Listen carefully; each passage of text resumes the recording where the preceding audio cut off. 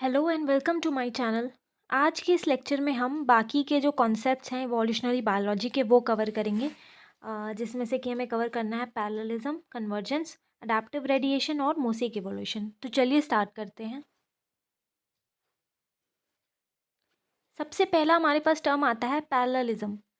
ये कॉन्सेप्ट क्या कहता है? ये कहता है कि कोई दो स्पीशीज़ के ऑर्गेनिजम्स हैं, कोई दो ऑर्गेनिजम्स हैं जिनका की एंसेस्ट्री सेम है, कॉमन एंसेस्टर से ये होकर आए हैं, लेकिन अब डिफरेंट स्पीशीज़ बन चुके हैं और आगे जो इवोल्यूशन होगा उस दौरान इनमें कुछ चेंजेस आएंगे जो इन दोनों में सेम होंगे। भले ही ये अब दो स्पीशीज़ अलग बन गए, दोनों डिफरेंट जगह पे चले गए, बट इनमें कुछ ऐसे कैरेक्टर्स डेवलप होंगे जो दोनों में ही सिमिलर होंगे, पैरेलल तरीके से होंगे। तो पैरेललिज्म का कॉन्सेप्ट हमें यही कहता है। तो सिंपली अगर हम कहें तो independent evolution of similar traits in to organisms originating from a common ancestor, यानी कि इंडिपेंडेंटली इवोल्यूशन हो रहा है एक तरीके के ट्रेट्स का दो ऑर्गेनिज्म में जो कि एक कॉमन एंसेस्टर से ही इवॉल्व होकर आए हैं। रीज़न क्या है इस पैरेललिज्म का? हो सकता है कि वो दोनों ऑर्गेनिज्म दो स्पीशीज़ बन गए, लेकिन जिस इन्वायरमेंट में गए उस इन्वायरमेंट में उनको ऐसे स्ट्रक्चर्स की ज़रूरत पड़ी जो सेम थी, दोनों की रिक्वायरमेंट सेम थी, दोनों का इन्वायरमेंट में कुछ कुछ चीज़ें ऐसी थी जो दोनों में सेम थी। उस वजह से उनको सिमिलर बायोलॉजिकल स्ट्रक्चर्स को इवॉल्व करना पड़ा। हम पैरेललिज्म को होमोलॉजी से रिलेट करके देख सकते हैं। होमोलॉजी क्या कहता है कि जो ऑर्गन्स और स्ट्रक्चर्स होते हैं उनका ओरिजिन सेम होता है, ठीक है, वो किसी सेम तरीके से इवॉल्व होकर आए हैं। जैसे कि हम बैट्स के विंग्स को ले लें और फोर लिम्स ले लें ह्यूमंस का, दोनों मैमल्स हैं तो दोनों का जो एनाटॉमी होगी वो सेम होगी, ठीक है, अंदर से जो बोन्स स्ट्रक्चर होगा वो सारा सेम होगा, लेकिन फंक्शन डिफरेंट है डाइवर्जेंस की वजह से। तो इन दोनों ने ही सिमिलर स्ट्रक्चर्स को डेवलप किया बट उनका फंक्शन अलग है और आ रहे हैं ये सिमिलर कॉमन एंसेस्टर से। अगर हम पैरेललिज्म की एग्जांपल्स की बात करें तो सबसे बेस्ट एग्जांपल है हमारा ओल्ड वर्ल्ड और न्यू वर्ल्ड मंकीज़ का। हमने देखा कि जो प्राइमेट्स हैं वो दो सब ऑर्डर्स में डिवाइड हो जाते हैं, प्रोसिमी और एंथ्रोपॉइडी। एंथ्रोपॉइडी फर्दर जो हैं वो दो कैटेगरीज में डेवलप होते हैं, अम, जिनमें से कि एक को हम ओल्ड वर्ल्ड मंकीज़ कहते हैं और दूसरे को न्यू वर्ल्ड मंकीज़। ठीक है, ये दोनों अब यहाँ से अलग हो गए आपस में एंथ्रोपॉइडी से, लेकिन क्या होता है अब इनमें जो भी चेंजेस कुछ कुछ डेवलप होंगे इवोल्यूशन के दौरान वो सिमिलर ट्रेड्स डेवलप होंगे, जिसकी वजह से अगर हम ओल्ड और न्यू वर्ल्ड मंकीज़ को देखें तो हमें दिखने में काफ़ी कुछ इन दोनों में सिमिलैरिटीज़ मिलती है। ये ऐसा इसलिए नहीं क्योंकि ये दोनों सेम स्पीशीज़ है, स्पीशीज़ अलग हो गए बट इनमें जो स्ट्रक्चर्स डेवलप हुए वो पैरेलल फैशन में डेवलप हुए, इस वजह से ये कुछ सिमिलैरिटीज़ अभी भी होल्ड करते हैं। उसके बाद दूसरा एग्जाम्पल हमारा आ जाता है lack of tails in gibbons on one hand and great apes and humans on the other. अब हम देखें कि होमिनॉइडी में हमारे गिबन्स भी आ रहे थे, ग्रे टेप्स और ह्यूमंस भी आ रहे थे, बाद में ये दोनों अलग अलग लाइन में चले गए, हमारे गिबन्स हमारे अलग हो गए पहले ही और ग्रे टेप्स और ह्यूमन अलग हो गए। तो क्या होता है दोनों ही आगे चल के टेल जो होते हैं, टेल नहीं होते दोनों ही ग्रुप में, लेकिन ये लोग पैरेलली इवॉल्व होकर आए हैं डिफरेंट स्पीशीज़ बन के, अलग अलग तरीके से ही इन्होंने टेल का लॉस देखा। तो ये था हमारा पैरेललिज्म का कॉन्सेप्ट। दूसरा कॉन्सेप्ट हमारा है कन्वर्जेंस का। पैरेललिज्म से थोड़ा अपोजिट है ये, जहाँ पैरेललिज्म में हमने देखा कि एक कॉमन एंसेस्टर से दो स्पीशीज़ ओरिजिनेट हो रहे हैं जो आगे चलकर हमें सिमिलर स्ट्रक्चर्स दे रहे हैं। लेकिन अगर हम कन्वर्जेंस की बात करें तो क्या होता है, ये दो स्पीशीज़ पहले अलग अलग होते हैं, ठीक है, फिर इनमें कुछ ऐसे चेंजेस आते हैं, कोई ऐसा कैरेक्टर इन दोनों में डेवलप होता है जो दिखने में काफ़ी सेम होता है, जो कि इन दोनों में डेवलप होता है बट इनका ओरिजिन डिफरेंट है, ठीक है, इनका ओरिजिन दोनों का डिफरेंट है हमारा। तो ये क्या कहता है, it refers to the development of similar characteristics और adaptations in animals that differ in direct ancestry. कुछ ऐसे कैरेक्टरिस्टिक्स या फिर अडेप्टेशन एनिमल्स में डेवलप होंगे जो एनिमल्स एंसेस्ट्री में डिफर करते हैं, उनकी एंसेस्ट्री सेम नहीं है, दोनों अलग अलग एंसेस्टर से आए हैं लेकिन ऐसे कैरेक्टर्स को उन्होंने फॉर्म कर दिया जो सेम है। Similar living habits and appearance of some organisms having different ancestries, वही बात है। फिर इसका भी रीज़न सेम पैरेललिज्म की तरह ही है कि एक ही जैसे इन्वायरमेंट में सर्वाइव करने के लिए दोनों को कुछ ऐसे बायोलॉजिकल स्ट्रक्चर्स डेवलप करने पड़े जो सेम थे दोनों के लिए। कन्वर्जेंस को हम एनालॉजी से रिलेट करके देख सकते हैं, जैसे हमने पैरेललिज्म को होमोलॉजी से को रिलेट किया था, कन्वर्जेंस को हम एनालॉजी से को रिलेट करेंगे। एनालॉजी में क्या होता है, जो ऑर्गन्स और स्ट्रक्चर्स होते हैं किन्हीं दो ऑर्गेनिजम्स में जो कि डिफरेंट स्पीशीज़ में हैं, उनकी हम देखें तो अपीयरेंस सेम होता है, फंक्शन भी सेम होता है, लेकिन उन लोग का जो ओरिजिन होता है वो डिफरेंट होता है, अंदर का जो स्ट्रक्चर होता है वो डिफरेंट होता है। जैसे एग्जांपल में wings of bats and wings of birds. Wings of bats जहाँ पे मैमल्स होते हैं तो उनका जो विंग्स का स्ट्रक्चर होगा वो मैमल से मिलता जुलता होगा, बर्ड्स का जो होगा वो एवियन स्पीशीज से मिलता जुलता होगा। अब अगर हम एग्जाम्पल्स की बात करें तो हम ये पाएंगे कि देखिए कुछ एनिमल्स ऐसे होते हैं जिनके रेटिना में काफ़ी कुछ सिमिलैरिटीज़ होती हैं। रेटिना में दो टाइप के सेल्स होते हैं, rods cells and cone cells. Rods जो होते हैं वो डिम लाइट में देखने के वक्त ज़्यादा हमें चाहिए होते हैं, मोर सेंसिटिव होते हैं डिम लाइट के लिए, वहीं कोन्स जो है वो ब्राइट लाइट के लिए सेंसिटिव होते हैं। तो जो डीप सी फिशेज़ होती हैं, चाहे बैट्स हों, कुछ लिजार्ड्स की कैटेगरी, स्नेक्स की, वेल्स की, लेमर्स की, जो कि डिम लाइट में रहते हैं, इन सभी में कोन रॉड्स की जो संख्या है वो ज़्यादा पाई जाती है। लेकिन हम ये देखते हैं कि ये सभी जो हम एनिमल्स देख रहे हैं वो अलग स्पीशीज़ के हैं। तो ऑल्दो ये अलग स्पीशीज़ के हैं बट इनमें कुछ ऐसे अडाप्टेशन हुई उनके एनवायरनमेंट के हिसाब से जो कि सेम थी। उसके बाद दूसरा एग्जाम्पल आता है हमारा इंसीजर टूथ कॉम और फ्लाइंग लेमर्स। फ्लाइंग लेमर्स जो होते हैं वो ऑर्डर डर्मोप्टेरा के होते हैं, जिनमें भी इंसीजर टूथ कॉम पाया जाता है। अब इंसीजर टूथ कॉम क्या होता है, जो सामने वाले दांत होते हैं वो जो है ऐसे क्लोजली सेट होकर इस तरीके से कोम जैसा स्ट्रक्चर बना लेते हैं कुछ जानवरों में। अब ये चीज़ हमें इस ऑर्डर में भी देखने को मिली और यही चीज़ हमें प्राइमेट्स में भी देखने को मिलेगी। प्राइमेट्स में जो सब ऑर्डर है प्रोसीमियन का, उनके कुछ स्पीशीज़ में भी हमें यही सिमिलर टूथ कॉम देखने को मिलेंगे, जो अभी हम आगे डिटेल में भी जब हम प्राइमेट्स पढ़ेंगे तब हम इसको अलग से भी पढ़ेंगे। उसके बाद ब्रैकिएशन क्या होता है। ब्रैकिएशन क्या होता है, ऐसे टाइप का लोकोमोशन होता है जिसमें हम हैंड्स और फीट्स का यूज़ करके पेड़ों की ब्रांचेस पे लोकोमोशन करते हैं। तो ये जो ब्रैकिएशन वाला लोकोमोशन है ये old world, new world monkeys, साथ ही साथ एप्स में भी डेवलप हुआ है। तो अलग अलग स्पीशीज़ होने के बावजूद भी सिमिलर कैरेक्टरिस्टिक्स इन सभी में डेवलप हो गए। इस फिगर में आप देख सकते हो कि ये ओरंगुटान है जो कि ब्रैकिएशन कर रहा है।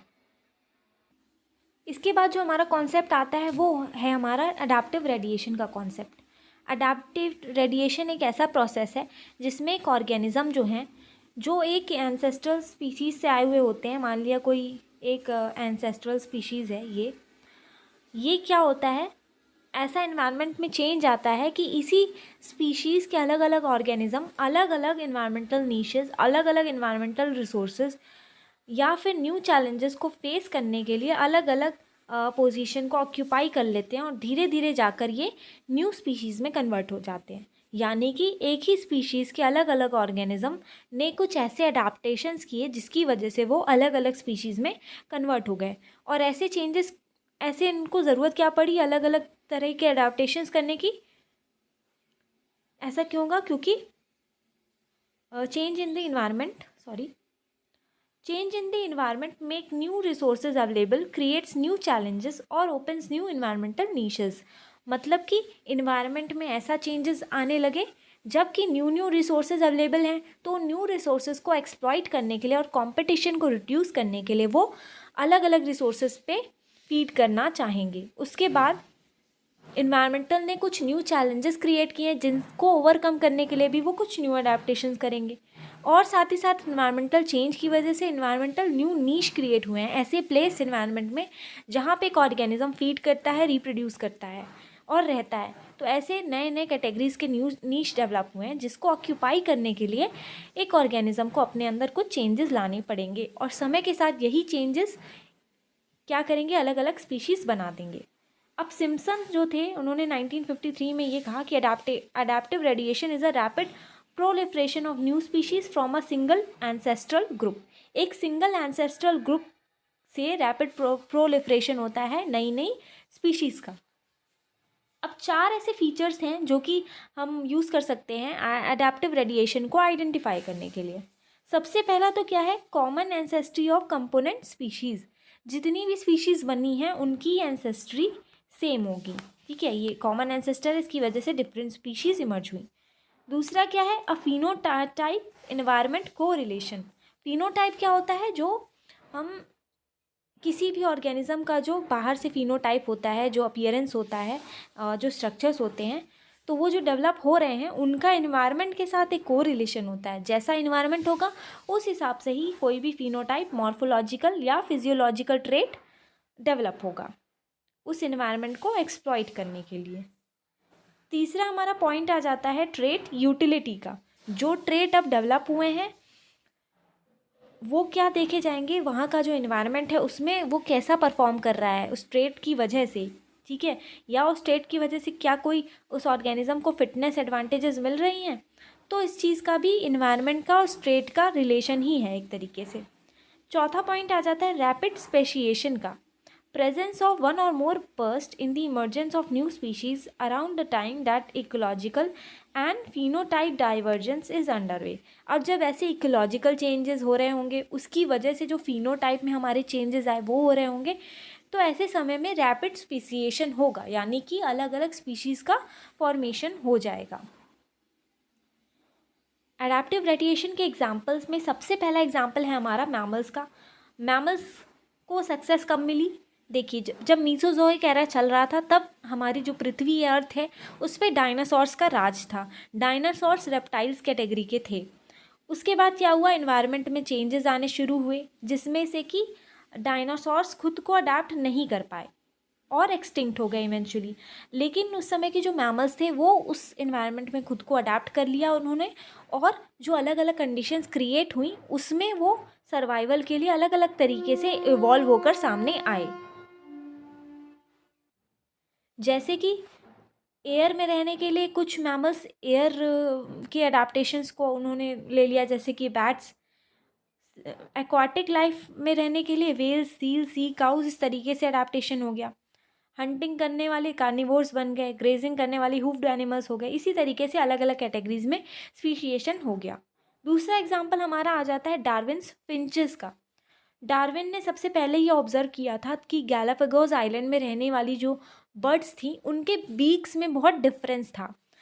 चूँकि वो कॉमन एंसेस्टर से आ रही थी और बीक्स में डिफरेंस की वजह उन्होंने जानना चाहिए, तो ये पता लग पाया कि अलग अलग फूड को कंज्यूम करने की वजह से धीरे धीरे करके उनके बीक्स में चेंजेस आ गए समय के साथ, ठीक है। जैसे कि जो ग्राउंड वाली बर्ड थी जिनको ग्राउंड में से सीड्स वगैरह खाने थे तो उनकी बीक्स थोड़ी छोटी डेवलप हुई। इसी तरीके से अलग अलग टाइप की बर्ड्स में अलग अलग बीक्स फॉर्म हो गई। उसके बाद तीसरा एग्जाम्पल हमारा आता है ऑस्ट्रेलियन मार्सूपियल्स का। ऑस्ट्रेलियन मार्सूपियल्स ने भी अडेप्टिवली खुद को रेडिएट किया into number of different forms, जैसे कि Tasmanian wolf, kangaroo, bandicoot, koala etcetera. ये सारे ही हमें डिफरेंट स्पीशीज़ के लग रहे हैं, लेकिन कभी एक समय में इनका एक कॉमन एंसेस्ट्री थी। जैसे हम यहाँ देख सकते हैं कि ये ऑर्डर है इंसेक्टिवोरा का। इसमें भी हमारा अडेप्टिव रेडिएशन हुआ, और किस तरीके से हुआ, अलग अलग फॉर्म्स में। स्विमिंग्स के लिए अलग फॉर्म डेवलप हुए, डिगिंग वाले अलग, वॉकिंग के लिए अलग, लीपिंग के लिए अलग, फ्लाइंग के लिए अलग। तो लोकोमोशन के हिसाब से इसमें अलग अलग फॉर्म्स का डेवलपमेंट हो गया। हमारा आखिरी कॉन्सेप्ट है मोज़ेक इवोल्यूशन का। मोज़ेक इवोल्यूशन क्या कहता है, इस प्रिंसिपल के हिसाब से evolution of a species tend to be inconsistent and asymmetrical. क्या कहता है कि जो इवोल्यूशन हो रहा है किसी भी स्पीशीज़ का वो इनकांस्टेंट होता है, यानी कि कांस्टेंट नहीं होता है एक टाइम पीरियड के बाद, और एसिमेट्रिकल होता है, ठीक है। सारे चेंजेस हमें कभी कोई चेंज देखने को मिलेगा, कभी कोई चेंज, ये नहीं कि एक ऑर्डरली फैशन में वो चेंज आ रहे हों, ठीक है। एक समय में वो रैपिड हो सकता है, वही चेंज एक समय में स्लो हो सकता है। कभी बहुत तेज़ी से चेंजेस होने लगे, फिर कुछ समय बाद रुक गए, बिल्कुल स्लो स्पीड से होने लगे। इस तरीके से हम पता नहीं लगा सकते कि कब ये तेज़ हो जाएगा ये चेंज, कब स्लो हो जाएगा। एट वन टाइम इवोल्यूशन में affect the limbs, at the other it में अफेक्ट द जॉज। हो सकता है कि अभी लिम्स में थोड़ा थोड़ा इवोल्यूशन हो रहा हो, वो वहीं रुक जाए और उसके बाद जॉज में कुछ डेवलपमेंट होने लगे, फिर वो रुक जाए, फिर कुछ फीट में होने लगे। तो कौन से पार्ट को इवोल्यूशन इफेक्ट कर रहा है, इसको इसमें भी इनकन्सिस्टेंसी है। With the change in food supply or some other alternation in the environment, running or biting ability, for example, would become more important or less important in natural selection. अब क्या हो रहा है कि इन्वायरमेंट में हमेशा change हो रहा है, तो हो सकता है फूड सप्लाई का चेंज हो गया या कोई अदर चेंज हो गया। इसकी वजह से हो सकता है किसी एक पॉइंट पे रनिंग या बाइटिंग एबिलिटी, इनमें से कोई भी हो सकता है। किसी समय में रनिंग एबिलिटी आपकी ज़्यादा इम्पॉर्टेंट हो जाए, जो कि आपको नेचुरली सेलेक्ट कर ले, या हो सकता है किसी समय में बाइटिंग एबिलिटी ज़्यादा यूज़फुल हो जाए और नेचुरल सिलेक्शन में काम दे जाए किसी स्पीशीज़ को।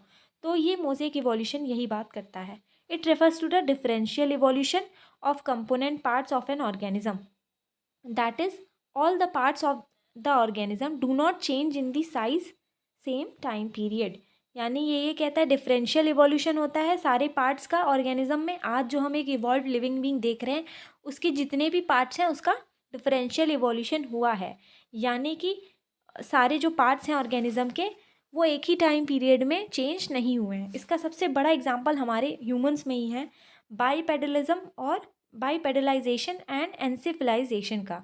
बाईपेडलाइजेशन क्या है, जो हमारा बाईपेडल लोकोमोशन डेवलप हुआ है, साथ ही साथ हमारा ब्रेन भी बहुत डेवलप हुआ है इवोल्यूशन के दौरान। ये दोनों हमारे अंदर मेजर बायोलॉजिकल चेंजेस हुए हैं।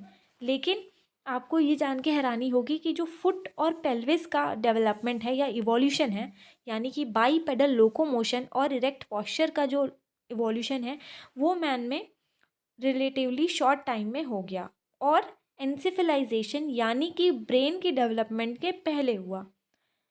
ब्रेन केस जो है होमिनिड्स का, वो बहुत change relatively little until erect bipedal structure had been perfected. यानी कि जब इरेक्ट बाईपेडल स्ट्रक्चर परफेक्ट हो गया, तब ब्रेन केस का डेवलपमेंट शुरू हुआ, और वो भी काफ़ी स्लो था as compare to the development of foot and pelvis. Then it change rapidly relative to the further changes in the pelvis and foot. एक बार जब इरेक्ट पॉस्चर हो गया, बाईपेडल मोशन हो गया, परफेक्ट हो गया, उसके बाद हमारा ब्रेन केस का डेवलपमेंट शुरू हुआ। उसके बाद धीरे धीरे करके उसने स्पीड पकड़ी और वो तेज़ी से हुआ। तो मोज़ेक इवोल्यूशन का ये कॉन्सेप्ट होता है। तो आज हमने सारे ही इवोल्यूशनरी टर्म्स को ख़त्म कर लिया है। मिलते हैं नेक्स्ट लेक्चर में, जिसमें हम शुरू करेंगे यूनिट 1.5 को। Thank you.